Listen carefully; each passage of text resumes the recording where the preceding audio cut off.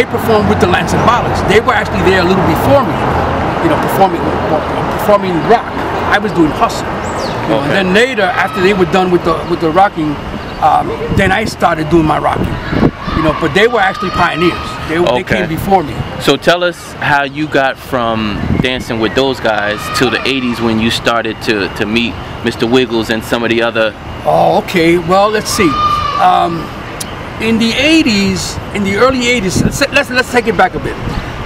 In the late 70s, I had entered a couple of rock dance contests at this club called the Latin Times, and I won 2 contests in a row with my partner Lucky, and then from there, the guy who was doing the shows at Latin Times, he came over to me and my friends said, hey, listen, I want to show you guys something. Can you come with me? And it was at the Diplomat Hotel on 43rd Street between 6th and 7th, and there was the Grand Ballroom, which was called the Grand Ballroom, upstairs. And when he took us up there, we saw how big it was, and it had a balcony that went all the way around. We were like, wow, this place is big. And it had a nice stage. He said, I'm gonna start doing promotions here, and I'm gonna call it Faces. And I said, well, I don't know anything about promotions. He says, yeah, but they're really popular. Because he saw how popular I was. You know, everybody knew I was a good dancer, period. Because I call myself a dancer, period. I did salsa, mambo, merengue, you know, I did hustle, I did rock, I did modern jazz. I was an all-around dancer. Okay. So that's how come I was so popular as well. And because I was with the Lance and Bollocks, you know, and we were like probably the best dance team in the city back in them days. We were the first professional dance team that was Hispanic. In the city back in the day. How many total members? There was a lot of us.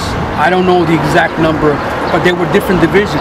Because it was a dance company, so there was a jazz division, there was a mambo division, a salsa division, a hustle division, you know, and then there were different there was different teams that were pairs that also were part of the Lance and Bollocks. And sometimes when we did shows, we would do one big number and all of us would be together.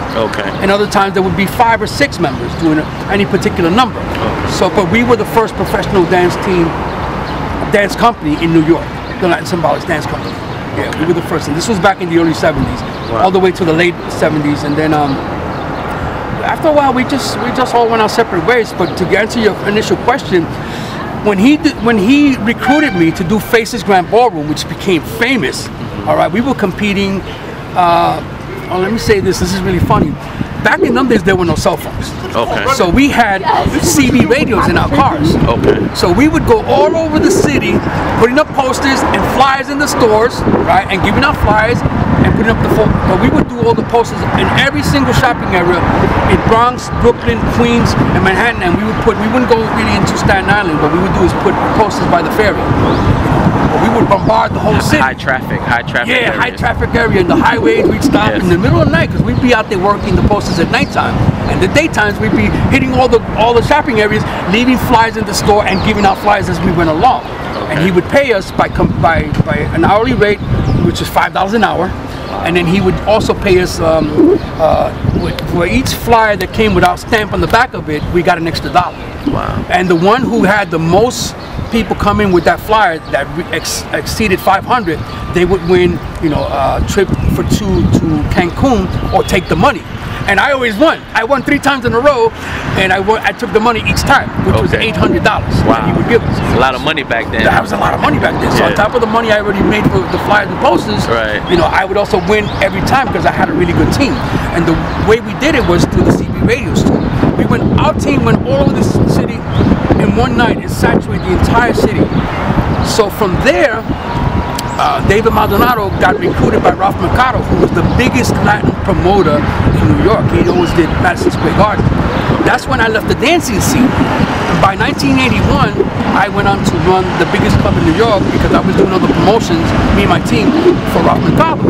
So the owner, John Addison, he would wake up and see flyers everywhere he went. Every single place where there was traffic, whatever, the shopping stores, he would see our posters up. And people handing out flyers. That was our team. You know, so street team. Before Street Team got their name, you had already set up a street team. Doing that. The guy working from before that, we used to blow him away. This is what happened. It was this short guy named Ruben. He was a hunchback. And one day we were putting up full posters for Faces, and he was ripping them down and putting up the ones for Ralph Mercado. So we saw that. We said, what? We got on the CB, yo, Ruben, Ruben, because we had seen him before. Ruben is ripping down all our posters, ripped down every single poster that you see for Ralph McCullough. And then we called him the next day and said, listen, since your boy wanted to rip our stuff down, we ripped all your stuff down. So the city is completely blank of your flyers, and only thing up there is ours. And if you keep doing it, we're going to keep doing it to you. He said, no, don't do that. I want to have a meeting with you guys. And that's how he got in with David Maldonado. You know, and then they started working together, and then a short time later, they brought me in. And I became his promotional campaign distribution manager, which all the guys that were doing it were reporting to me, and we were using our CB radios to communicate. Wow. Yeah. No cell phones, just CBs, you know. Then we had one girl on Hunts Point with the big tower on the roof, and she could talk to us no matter where we were in the city. Like if I went more than like a certain amount of miles away, like I think it's 5 or 6 miles, sometimes a little more, I couldn't communicate with my guys. Yes. So I would relay the message to her, and she would talk to the other guy, and we could always hear it at all times. It was a thing of beauty for us. Wow. You know. But from there, that's how I got recruited. One day, John Addison, who was the owner of Bonds International Casino, his partner Maurice Browns was in jail, and his Friday nights were doing really poorly, about 150 people. And Saturdays was packed because Mike Stone was doing his Saturdays.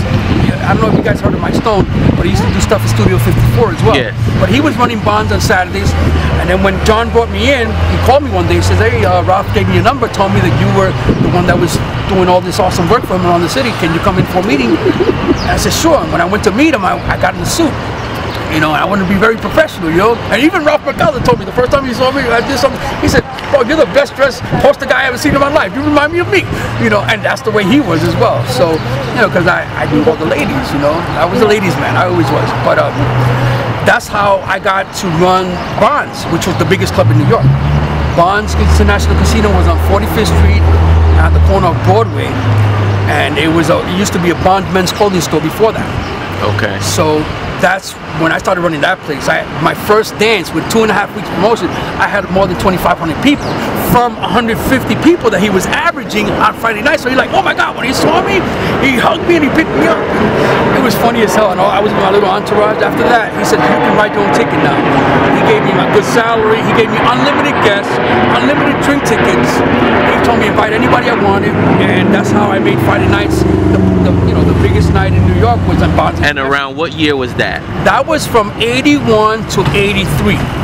So that was right around the time when the dancers, the hip-hop dancers, was getting more popular. Right. Was any of those dancers coming into that spot? Well, they used to go to Mike Stone nights, because Mike Stone night was the one that he had the Rebel contests, all kind of stuff. Even though I did contests like that myself, I still have every flyer, by the way, from those days.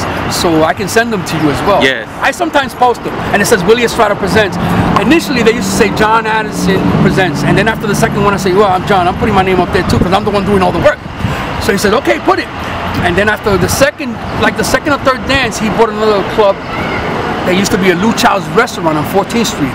And he made the entrance on 13th Street, and he called it Club 13, and it was a gay club, because John was gay.